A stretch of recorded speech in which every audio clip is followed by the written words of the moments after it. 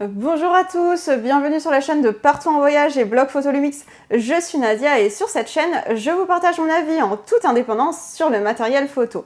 Alors abonnez-vous à la chaîne en pensant à la cloche pour ne rater aucune vidéo. Dans cette vidéo, je vous propose d'imaginer l'appareil photo Lumix idéal. À travers les échanges que j'ai avec vous toutes les semaines dans les cours photo, par email, via les questions en commentaire ou encore sur les réseaux sociaux, je vois toujours les mêmes demandes, les mêmes besoins et les mêmes attentes. J'ai donc décidé de brosser le portrait robot de l'appareil photo que vous attendez. Voici la fiche technique du boîtier que vous aimeriez dans la très grande majorité d'entre vous. Que ce soit pour vos voyages et vos séjours en montagne comme au bord de mer, pour photographier vos enfants ou encore vos événements familiaux, et même dans le cadre de votre travail, afin de partager des clichés de votre activité professionnelle. Quand j'échange avec vous pour choisir votre prochain appareil photo, deux critères reviennent toujours, la qualité d'image et la légèreté de l'appareil photo. Vous ne demandez pas un meilleur autofocus, vous ne demandez pas non plus de performance supérieure en vidéo.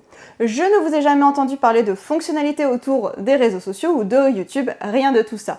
Vos envies sont assez simples en réalité. Vous voulez une belle qualité d'image et de la légèreté, c'est aussi simple que cela et pourtant ces deux critères sont difficiles à accorder.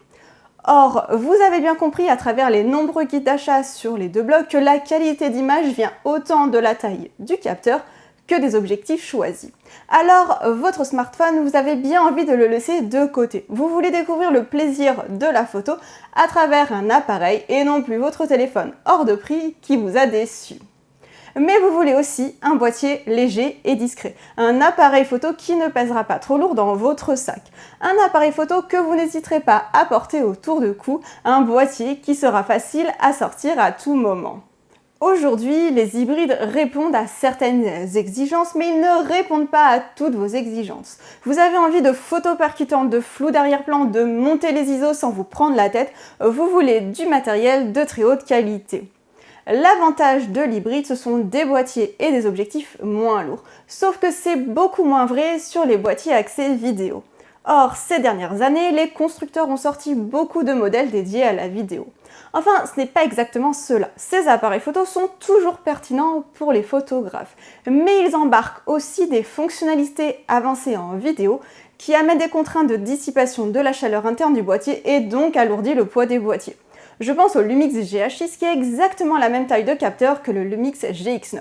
Pourtant, le GH6 pèse le double du GX9 car c'est une véritable caméra, ce qui ne s'accommode pas avec la légèreté.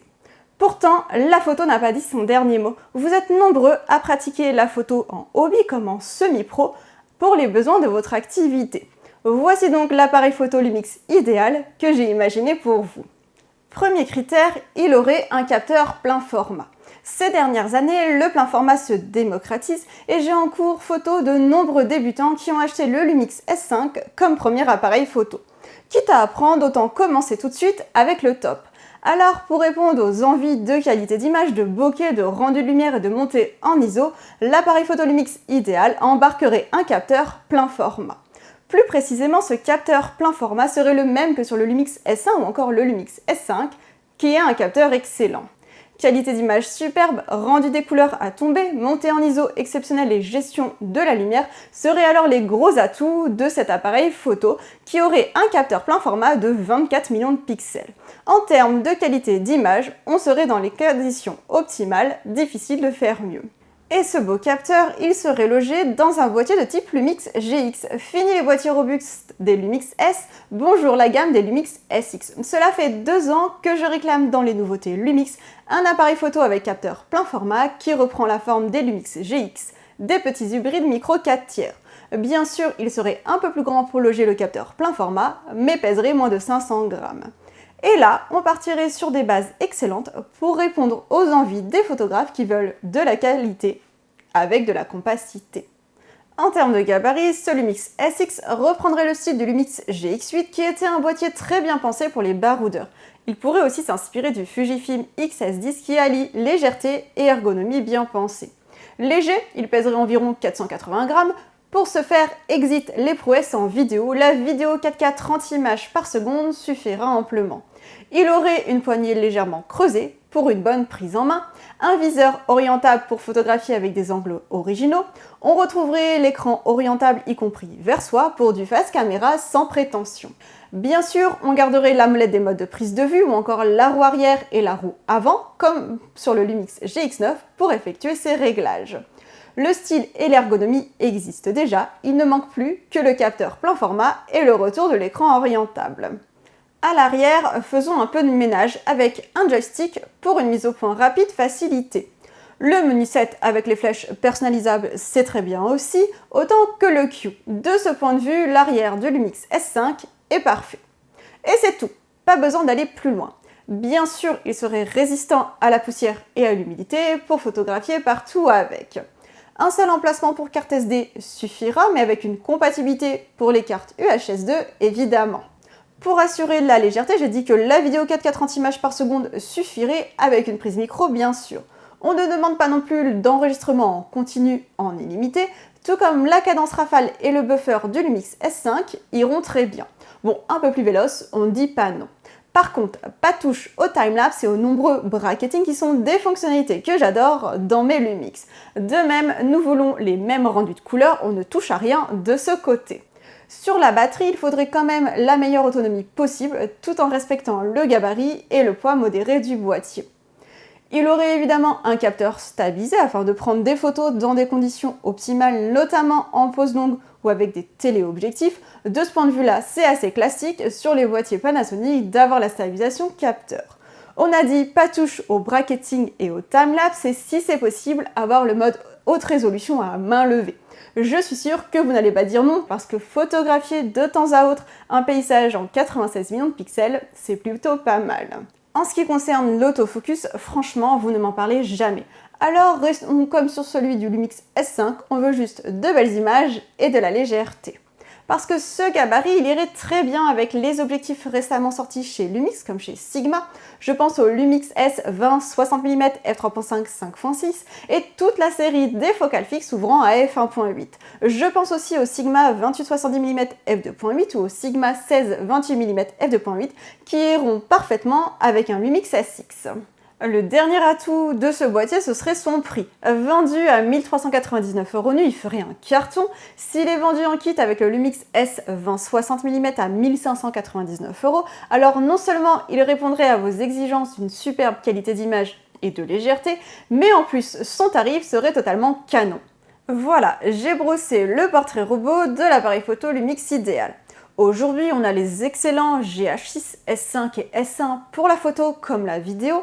On a un G9 et un GX9 qui sont vendus à des prix plus abordables, mais le Lumix G9 a un gabarit plus gros, moins dans l'air du temps, en raison notamment de ses capacités vidéo. Quant au GX9, s'il emporte un fort engouement depuis sa sortie, il possède seulement un capteur micro 4/3. Il manque maintenant un hybride Lumix plein format orienté photo pour le grand public, un Lumix SX pour moi, pour vous, pour celles et ceux qui veulent photographier leurs souvenirs avec la meilleure qualité d'image possible. Ce Lumix SX, on pourrait même en imaginer une version un peu plus boostée avec un capteur plein format haute résolution de 42 millions de pixels. Il serait toujours orienté photo avec des fonctions vidéo en 4K 30 images par seconde et pas d'enregistrement continu en illimité mais une prise micro, aucun souci là-dessus, ça vous ira très bien.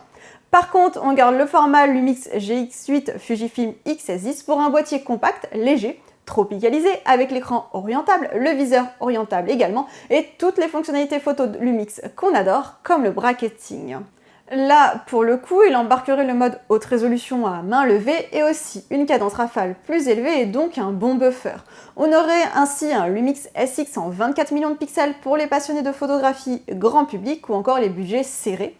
Et à côté, un Lumix SXR avec plus de millions de pixels et un peu plus abouti en termes de fonctionnalité. Bien sûr, ce SXR serait vendu un peu plus cher, mais en kit avec le Lumix S 2060, il aurait un excellent rapport qualité-prix. Son gabarit irait aussi très bien avec les focales fixes ouvrant à f1.8 ou encore les objectifs Sigma ouvrant à f2.8. Baroudeurs, photographes de portraits, de macros et même animaliers trouveraient largement leur compte avec ces deux appareils photo. Des nombreux échanges que j'ai avec vous, la vidéo est rarement votre critère principal. Là, vous trouverez deux modèles qui cibleraient parfaitement les photographes qui sont encore nombreux et qui sont un peu perdus au milieu de tous ces boîtiers dédiés à la vidéo. Maintenant, il ne reste plus qu'à espérer que nos vœux soient exaucés. Cette vidéo est maintenant terminée, j'espère qu'elle vous aura plu. Je compte sur vous pour laisser un pouce vers le haut, vous abonner à la chaîne en pensant à la cloche ou encore laisser un commentaire. Quant à moi, je vous donne rendez-vous sur partoutenvoyage.com et blog-photo-lumix.com pour plus de contenu. Et je vous dis à bientôt!